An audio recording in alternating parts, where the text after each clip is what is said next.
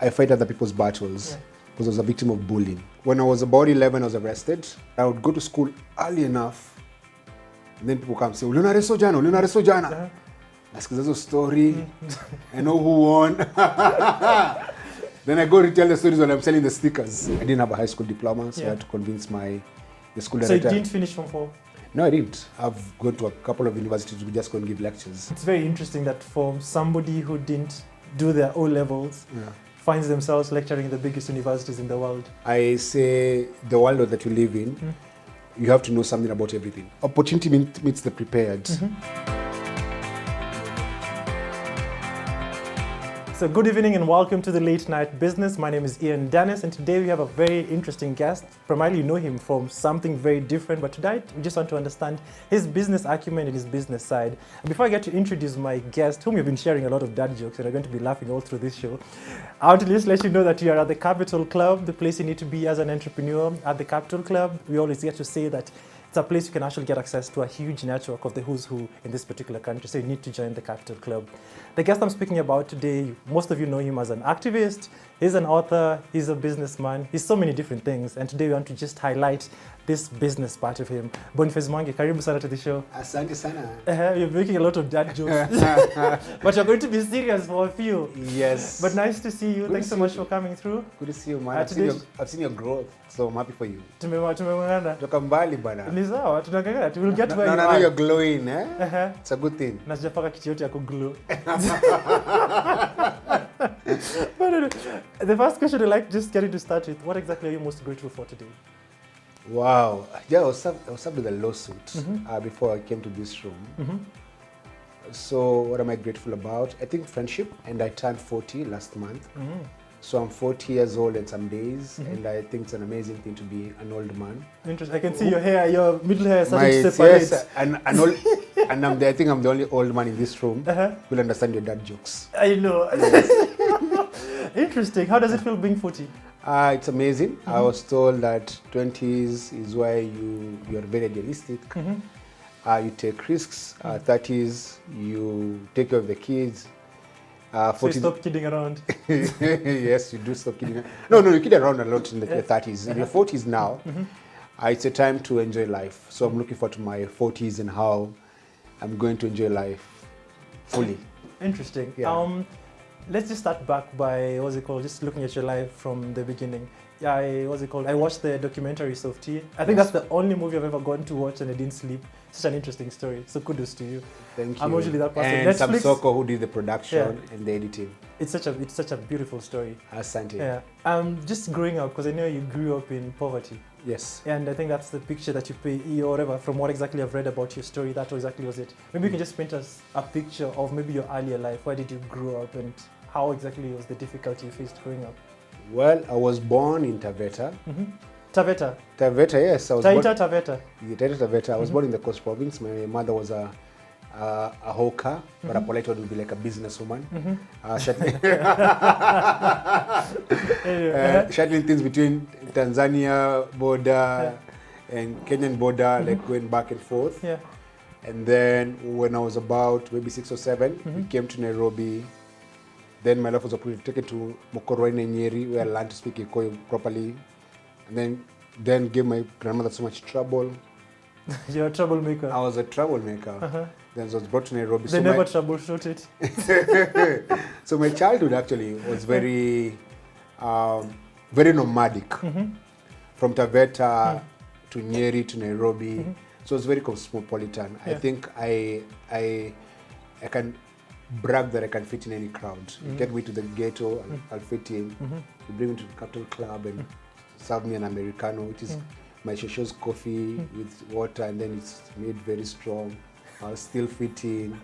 Wherever you take me, I'll fit in because of that upbringing. Because my mother was a hawker. And one of the things about selling, you must be able to interact and be able to touch people for them to buy. It's not the one you're shouting and all that. It's persuasion. One of the things that I learned from my mother from that early childhood that has kept me going, my mother told me, what that means, that is Italian or French. What that means in English, learn how to live with people. And so I've learned how to live with people. when I was about 11, I was arrested. For what? I ran away from home. I was working as a bus sweeper for Coast buses. Oh, so you're sweeping the buses? Yes. Uh-huh. And so from a bus sweeper... And you get to the bus stop. Not anymore. How do you get him to stop? That's a good joke. Sips coffee. Let's get to the bus. So I swept buses and then I was arrested. Taken to Kamkunji police station. Yeah. Then the children's court. From the children's court, I was taken to Pangani police station.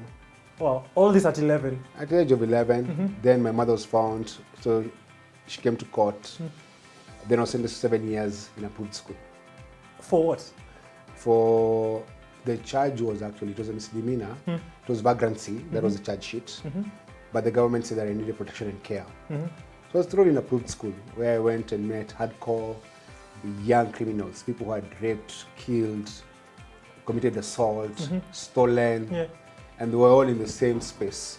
Wow. And that's how the movie you watch is called Softie. Yes. Because where I was in approved school, I was a softie. Everyone was tougher than me. Ah, interesting. Yeah. So your life is very interesting. Nomadic, ended up in a prison quite young, having a lot of interaction, growing up with a single mother. Yeah. Just reflecting back, because right now you're 40, reflecting back, what do you think this particular phase of your life had an impact in terms of who you are today? I think I got empathy from that.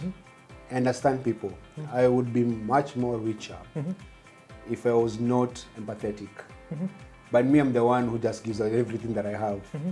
Like I stopped taking a few years ago, but I give more in like things that I pay for, school fees, rent, and many other things, than the time they used to pay in church. Because I grew up in such poverty that I think now I'm so wealthy that whatever I have to give. Me, I tell God, you give me more, I give out. You give me, I give out. So I give. Also that because I was bullied actually as a young child. We were poor.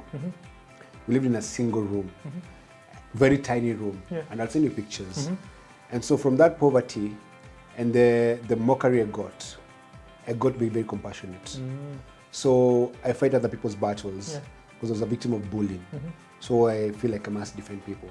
And that's why I call myself the People's Watchman. Interesting. Wanakuja na rungu leo. Rungu yangu ni simu, I have my phone. So with one tweet, I smash you. And you're protecting, the individuals. And you've mentioned in terms of how that impacted in terms of, you being a giver right now. Yeah. And you've mentioned like you're wealthy now. But what are some of the initial, businesses you got involved in quite young? Because you seemed like you've gotten your footing very early. So when I was in Pangani Primary School, I used to go to Ngara. I would buy wrestling stickers, Hulk Hogan, The Rock, Stone Cold, 316. There was a lot of them.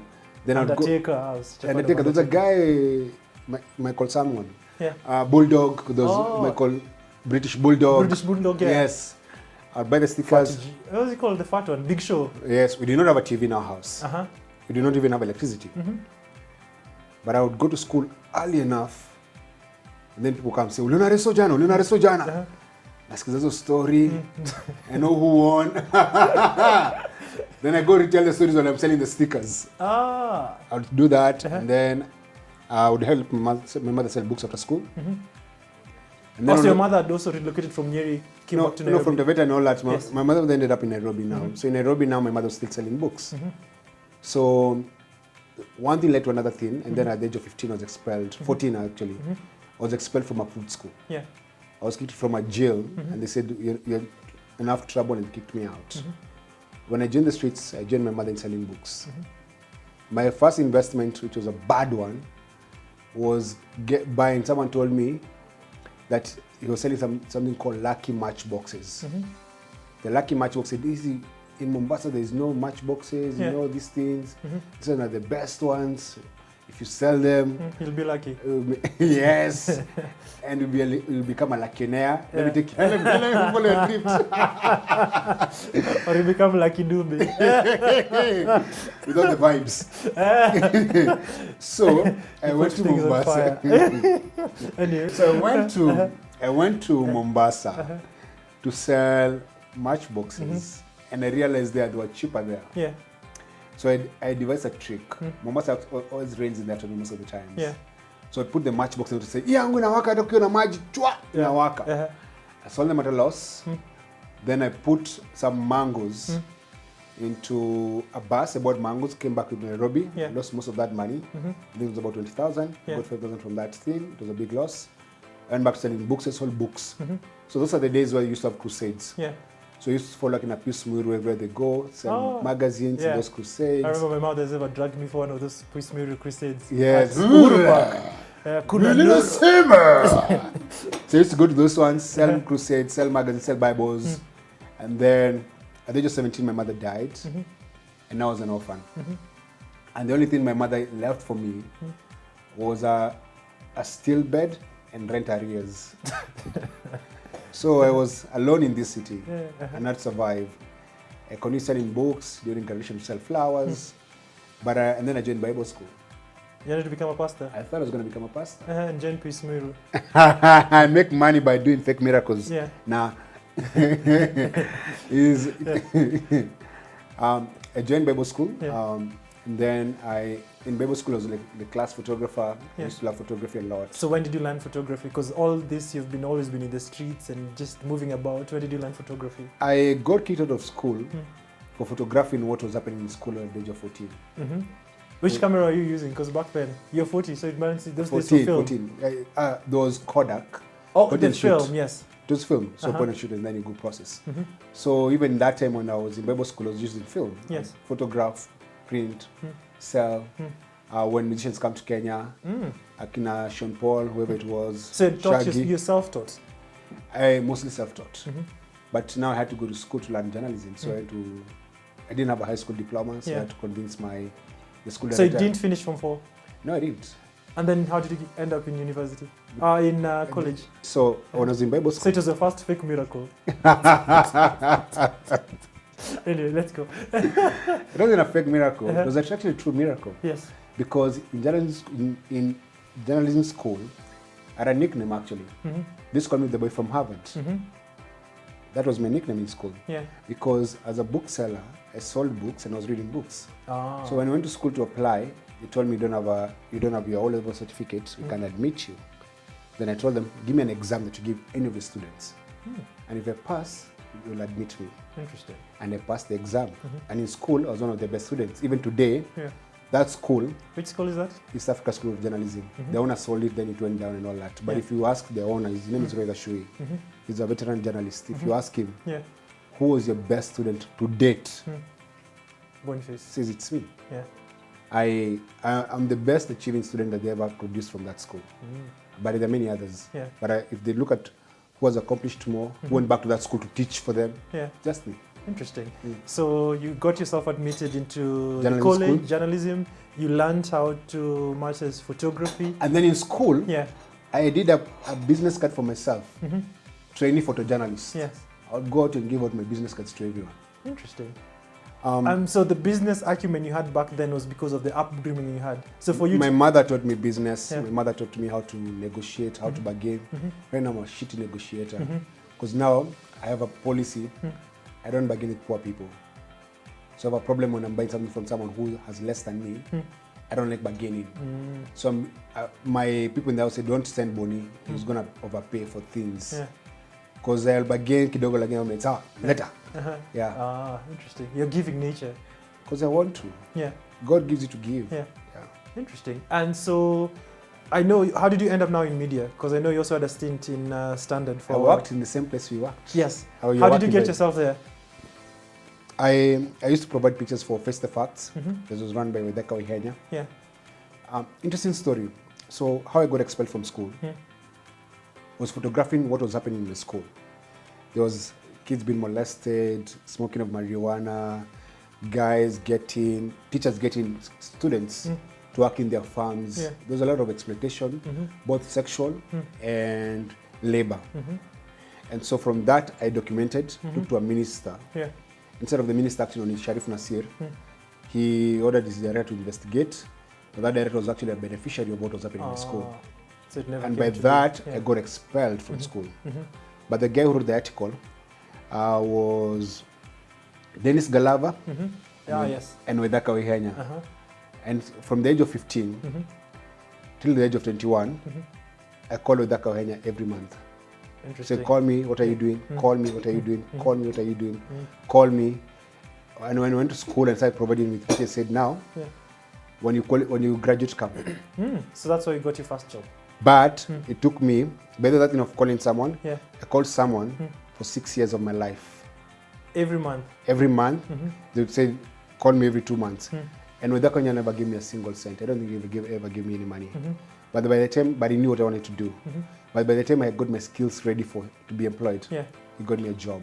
When he got me a job at the Standard, which I got actually an attachment, so I had to prove myself. I was a very born-again Christian, very God-loving. I still love God. Yeah. But those days were like, I was a fundamentalist Christian.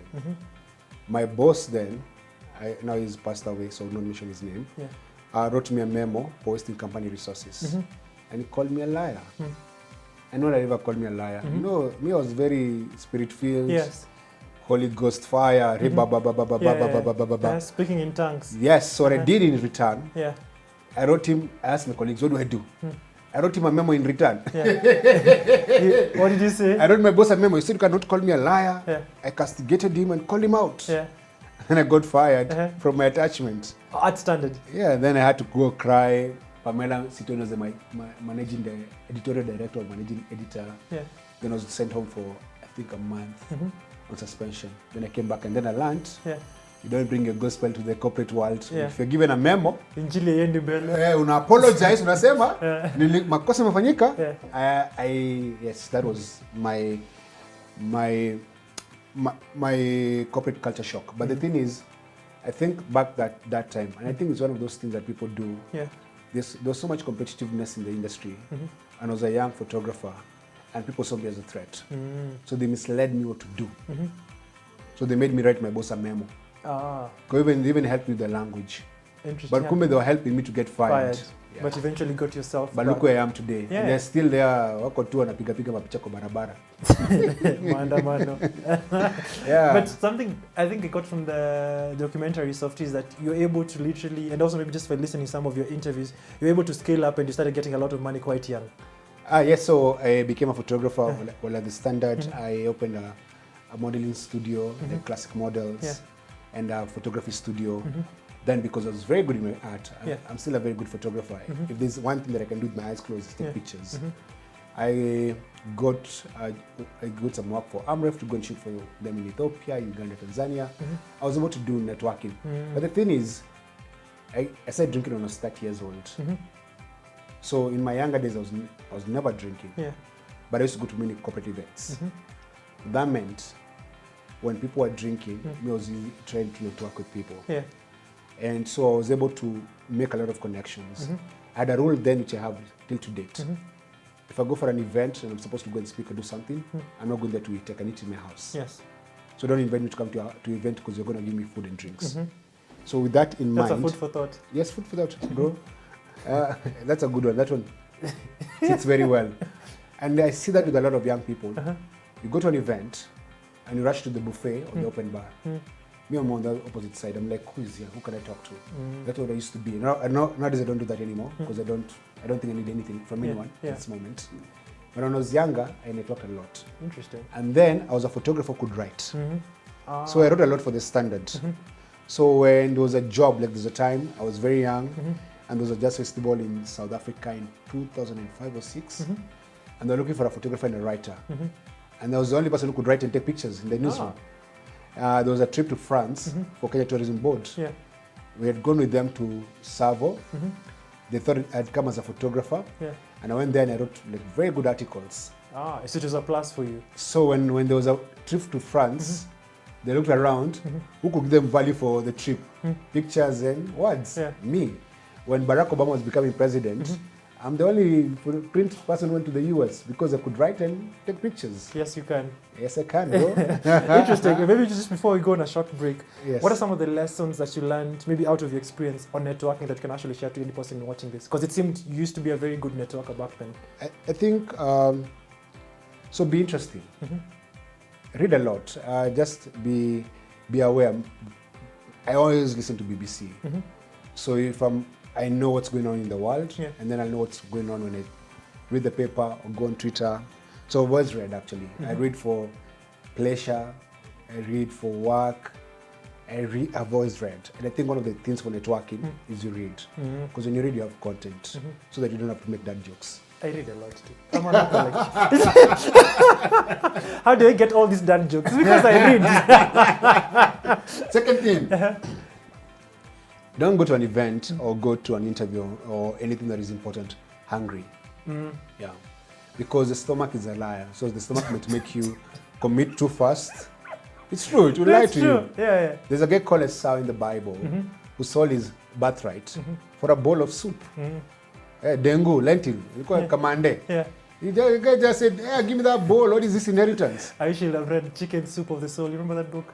I know that book, yeah. There's also for teenagers, for mothers. Yes.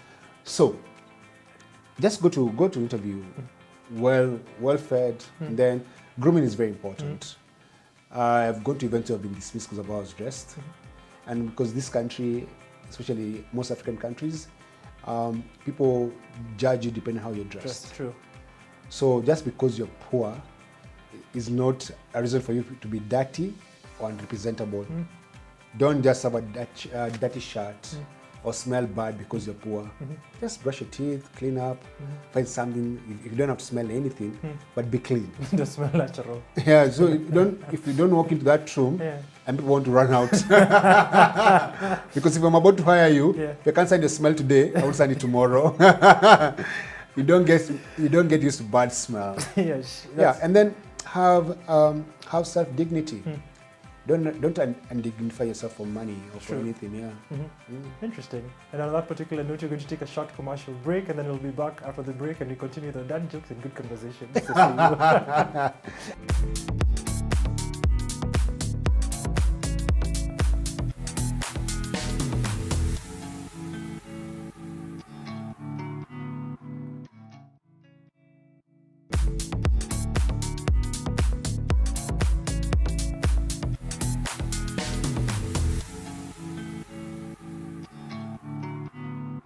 So welcome back to the show. Before we went on a break, we're discussing some of the tips you need to know, or rather, from his Boniface's experience in terms of networking. Something very interesting is that besides, what's it called, getting out, learning from your stories that you used to work, but you had a lot of side gigs. Yes. At what particular point now did you transition, what's it called, say that now I'm going into business fully? I think after losing the elections 2017, I used to work at Power 254, which I founded. It's a space for creatives. Election loss happened in 2017. I didn't know what to do. Between 2018 and 2021, I became a consultant for not-for-profit organizations. So if you have a campaign, you want someone to come and design for you the campaign, I do that for you. I did one of the biggest that I did was for Bill and Melinda Gates. It's called Family Gani campaign about family planning. I did an Apple advert that was a billboard across the world. So I realized that I could go beyond our borders to just consult for the work that I do. And how did you get yourself there? Because primarily here you are, what's it called, just within the area, but now you're consulting for Apple. How? So Apple was actually like a gig for them to use my face. Yeah. They used your face? Yeah, as a commercial globally, and they paid me a tidy sum of money. For Bill and Melinda Gates, they wanted to do a local campaign, and I'm one of the biggest out-of-the-box thinkers in this country. I'm the girl who took For You Pigs to Parliament, delivered coffins to Parliament. I think outside the box and said, how do you do this campaign? Have them do that campaign in this country. They had an issue with Trump in Finland. Trump was going to Finland. Yes. Then an issue with Trump in the US. So I was recruited to go to Finland to train Finnish activists to go and protest against Trump, which they did. Interesting. So you trained other activists. Yes, in Finland, and the props they use for that protest are in the National Museum of Finland. Like the ideas that I came up with for the Finnish protest. So basically that, and then I teach. I've gone to Harvard, I've gone to Yale, I've gone to Stanford, I've gone to a couple of universities to just go and give lectures. Interesting, and it's very interesting that for somebody who didn't do their O levels, finds themselves lecturing in the biggest universities in the world. How did you get yourself there? Ni God you. But hard work. Ni God the stories are jamba. But anyway, how did so there is actually, so it's opportunity meets the prepared. So I've always been prepared. You know, they say if you learn how to wash your hands, you'll eat with kings or dine with kings. And so you have to learn how to wash your hands. So I'm able to learn things. I say the world that you live in, you have to know something about everything. Yes. So you have to know, you need to be an expert in your field. And I'm an expert in photography, fundraising, marketing, strategies, such things. I am an expert in that. Yeah. But also know things about other things. So I've been fortunate enough to get into meetings or meet people who, by the virtue of us meeting or having a conversation, can say, you know what, come and teach in my university. Yeah. That's very, very, very, very interesting. And you'd mentioned also earlier on, or rather, you'd mentioned earlier on you'd tried your stint in terms of politics. It was actually well documented in Softy, the documentary. Yeah. And part of running any business is the leadership. So what are some of the lessons around leadership that you yourself, what are some of the values that you hold in terms of as a leader? And from your experience in terms of trying to run for office, what did you learn about leadership generally? Okay, this country, the less integrity you have, the more likely going to get elected. So assuming you're in Finland or another country that's spoken, assuming. No, but I think what are my values? Yes. That is What are your values? Yes. Yeah, integrity is number one. Is key for me. That you must be a person of integrity, and then loyalty. You can't be working for a brand and trash the brand. So that loyalty is number two. Vision. So the organization of the individual must have a vision. And the people that are working with you must also align to that vision. If they're not aligned to that vision, then it shouldn't even work for you. And then hard work. You have to have hard work. Is key. And then focus. One of the reasons why they say that you must be as focused as a race horse. When a horse is racing, it's blinded, and so you need laser focus in everything that you're trying to do. If you're starting out in entrepreneurship, don't try 10 things. Try one thing until it works. If it fails, you can try another thing. Don't try 10 things at the same time, because your attention will be divided. And the Bible says, a double-minded man shall receive nothing from the Lord. So don't be a double-minded person. Interesting. Just be focused. Yes. But also something interesting also when you mentioned the Bible, also for me I can bring the Bible. I think it's in Ecclesiastes, it says do 7 or 8 things, you do not know which is going to work. You can quote Solomon, who was married to 300 wives, 700 concubines. Yeah. And he was miserable. He says it is all vanity. So it depends on whichever principle that you stick with. Yeah. Interesting. And you also, before you went into politics, you'd also worked for Power. Yes. Which you'd mentioned is a social enterprise. What exactly was the motivation behind Power? And how, because social enterprise is like I'd say it's a new concept within this region, probably the last a decade or so. How exactly did that idea come about, and what was your mission towards setting up Power? So the idea was to get a community of artists who use their talent to make money, but also do social impact. So Juliani had the band as part of that community. Yeah. Very coincidentally, when Power was being set up, I used to have an office around State House Avenue, and I used to spend Fridays there. With Kevin. Yeah, with also teardrops. And those guys, yes. So the whole idea was actually getting these young creatives to come and work from the same space, help each other with the work they're trying to do, and also create work that could have social impact. Either produce a song, do a movie. Power is the reason why Softy exists, because Power existed. Yeah. So the whole idea is to come and say, we want to make money, yes, but how do you ensure that as we're making money, there's social impact? Interesting. And how was Power making money? So Power was... Or how is it making money? Right now they're trying to do, they have a podcast studio, they're starting a TV studio, but that particular time, how they made their money, it was mostly donor-funded projects. So no one was making money, but it was paying the bills. So you pay the rent and you pay the workers. Interesting. And something that you mentioned about dollar-funded projects, and you've mentioned also it earlier on, is in terms of you're good at fundraising, which is actually a very important aspect for any particular entrepreneur. How do you fundraise? Because when anybody's starting anything, the key thing is that how do I get money? That's capital is really a big question for any particular entrepreneur. From your experience, how do you shed light in terms of how you fundraise? Because you've run for a political seat. Yes, You need to fundraise. And people give me money, yeah. Yeah. How do you go about it? What's the secret? So what's the secret? First, put your money where your heart and your vision is. So people want you to fund their ideas from infancy. No one does that. No one funds ideas. You get the idea, start it, do a pilot, let it start making sense, then people are going to join you. And the other thing is actually spend time with people who share similar ideas or similar values, or there's something that there's synergy in what you're trying to do. Yeah. So if I was a mechanic, I would not be hanging out at Givenchy Gardens with the photographers. I would be at Grogon where the mechanics are. So what you're trying to do, find out who is doing it, who is supporting it, who's your target market, do a market research. And that will help you know where to align. But don't come and start funding from a proposal when you've done nothing. It's going nowhere. Interesting. And also another interesting business that you also run is Dope Swag. Oh, I sell shoes, yeah. Yes. Why? Funny story. So Nauliza kiatu. Uliza kiatu. I have a kiatu story. When I was very young, my mother, amazing woman, I didn't have school shoes. So me, one day on my way to school, I found some shoes that had been thrown out. Took them back to my mother.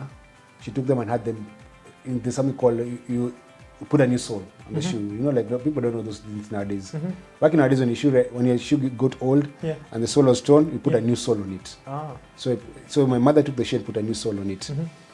The next couple of days on my way to school, I was wearing those shoes. Then I met someone who was my neighbor who lived in the next plot. So laughing at me, hey, look at him, he's wearing my sister's shoes. He threw them out, he's wearing my sister's shoes. And I was so embarrassed. Story number one. Story number two, one time closing day, it was a beautiful Friday. My mother gave me 20 bob. I think I paid one of the boys 5 shillings for them to lend me their shoes so I could go to closing day with those shoes. And then when I went... You're a shoestring budget. Yes. We came from the closing day, we went to a local joint for fish and chips. We were eating chips with the girl that I liked. Then the guy who had loaned me their shoes came and told me to remove their shoes in front of all those girls and gave me back my 5 bob. Very embarrassing. So he reimbursed you. Yes. And then embarrassed you. And then embarrassed me. And then I had this relationship with shoes that was very bad. And then I think last year, there's a girl who used to sell me shoes a lot. Like my entire house was selling me shoes. And said his dream is to own a shoe shop. And I had money. I said, you know what? Why don't I help you start a shoe shop? So I helped him come with the name, the branding, because that's what I do, marketing and stuff like that. I started a shoe shop called Dope Swag. So now I have a place I can go pick any shoes that I want. Interesting. But the challenge is I have so many pairs of shoes. But I still wear the same pair of shoes every day. Why? So I'll buy shoes and put them there, and then I still wear the same pair of shoes. Interesting. And so primarily you said the business, you invested into someone who was used to sell for you shoes. Yeah, he said he loves shoes and he wants to do shoe business. We did that. My wife just invested in a restaurant business, and it was because someone said, I love restaurants. So we just try and say, what is your dream? What do you want to do? And say, oh, here's the money. But that has meant that I have burnt my fingers a lot. My money has gone down the drain many times. However, I don't give up hope on people because God doesn't give up on us. That's very interesting. Wow, that's very interesting. So as an investor, because primarily this is also another part that you're bringing out, what exactly do you look at before you're investing in anybody or anything? I think I look at passion, but passion is not enough. I'm learning that. The other thing I'm learning that people are not trustworthy just because they say they're passionate and they know this business. When people find a way to cut corners, they'll cut corners. So if you can be able to invest in systems rather than individuals, the better. So set up a business, but ensure that the systems are stronger than in your view so that you don't abuse them. If you look at the countries that we admire, or businesses that we admire, they have stronger systems than individuals. If you run a country with a stronger individual, without stronger systems, the individual falls, the systems fall. True. So invest in systems. Also, don't go into a business that you don't know anything about. I just put in a couple of millions of shillings in a business. Then when I look back, I have a tinge of regret. Which business? I will not tell you what. Because I was told the math, I believed the math, but I did not ask the person, show me how the math adds up. But right now the math doesn't make sense. But I'm in too deep to turn back. Wow. So navumilia too. And also another business that I also see you, what's it called, push a lot, is also real estate. What did the interest come about? Real estate. Yes. Real estate is very interesting. COVID happens. COVID brought a lot of things. Yes, COVID opened my world in a new way. And I was home a lot, so my kids loved it. And I used to cook for them a lot. I have become a good cook. Maybe one day I'll call from a crook to a cook. To a chef now.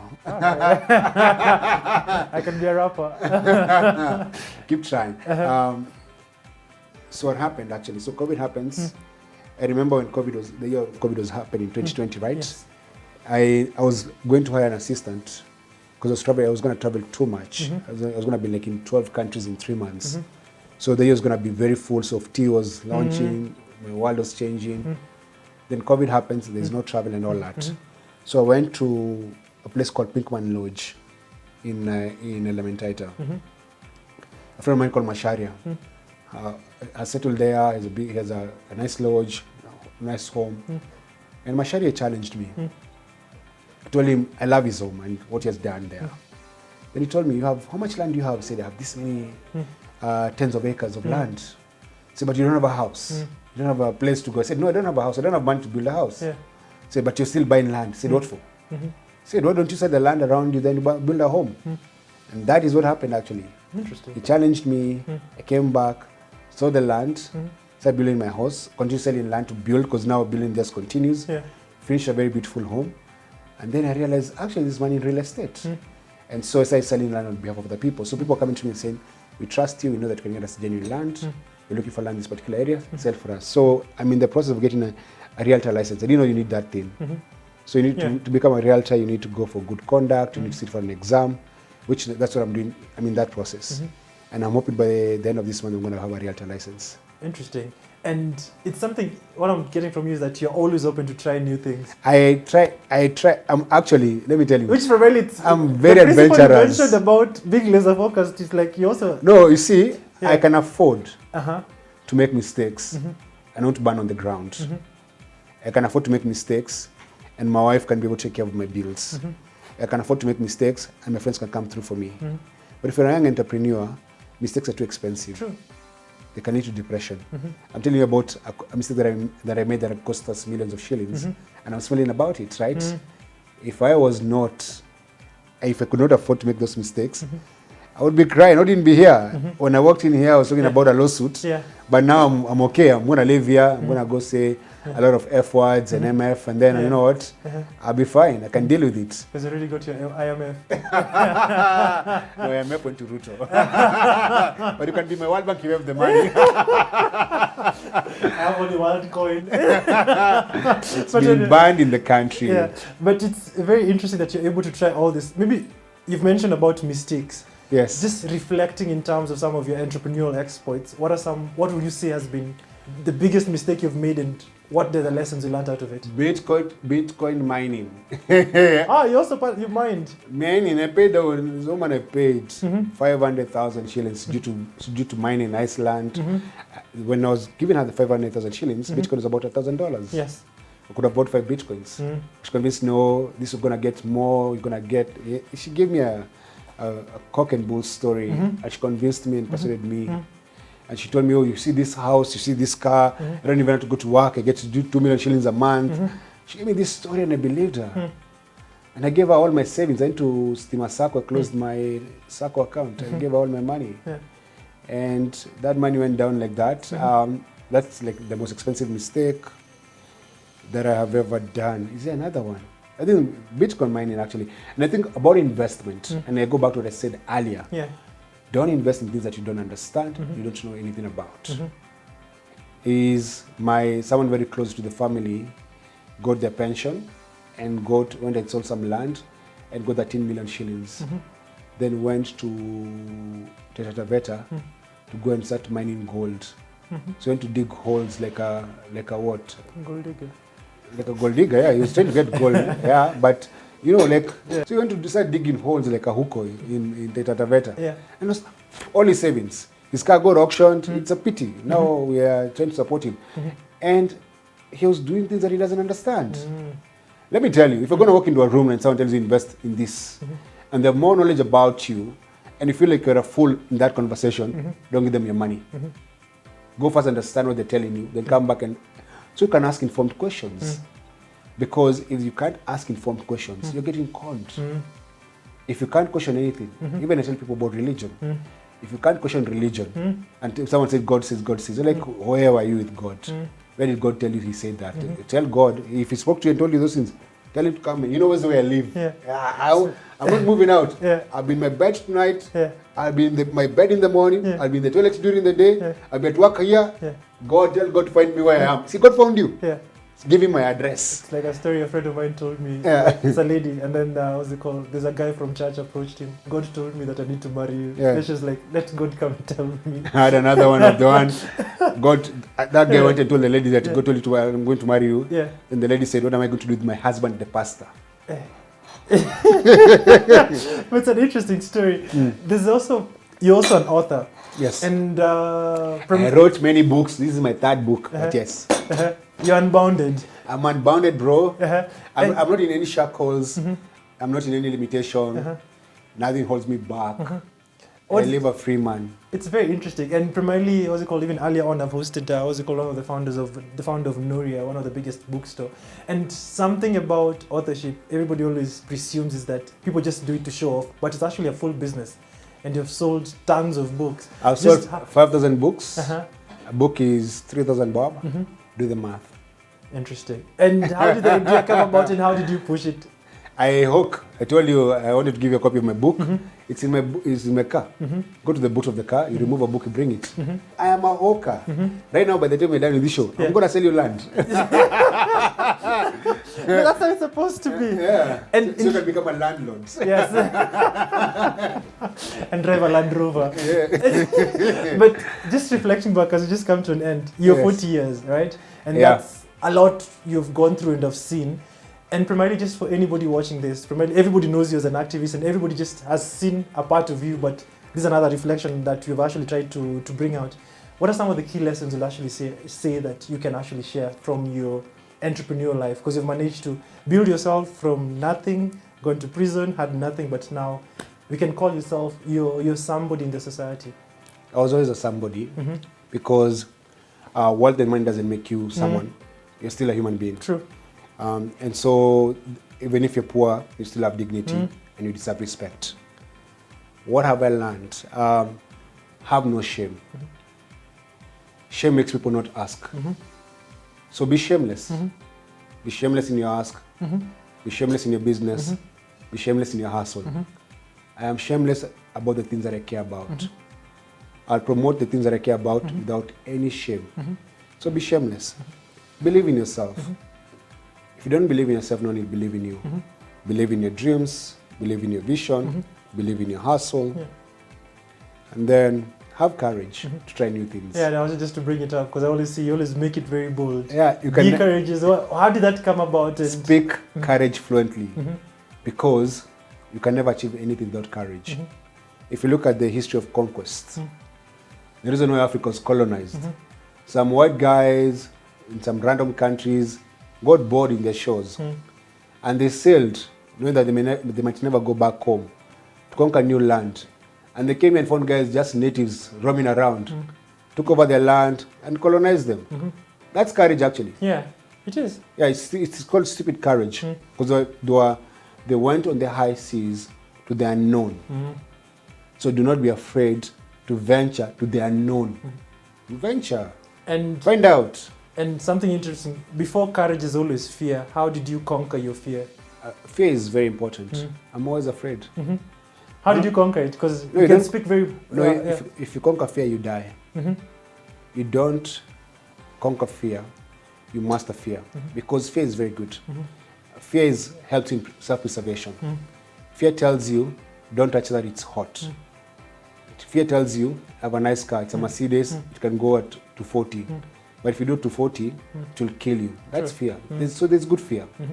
So I can go to a protest. Yeah. I'm afraid. I'm shaking. Yeah. But the thing I'm going to do is bigger than my fear. Interesting. So ensure that you have a Master. healthy dose of fear.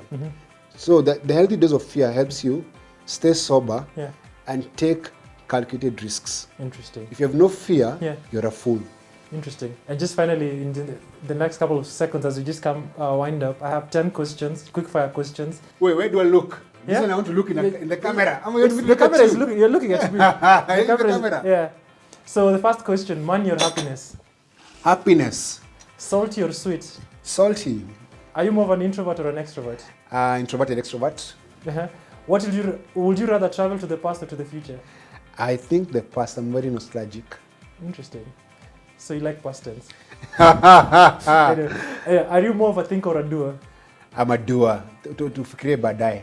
What do you think the meaning of life is? Live it to the fullest. And I think love is life. Life is love. What scares you? Scares me. Letting my kids down. And I think dying young. Interesting. And another question that relates, what's your best age? Or what has been your best age so far?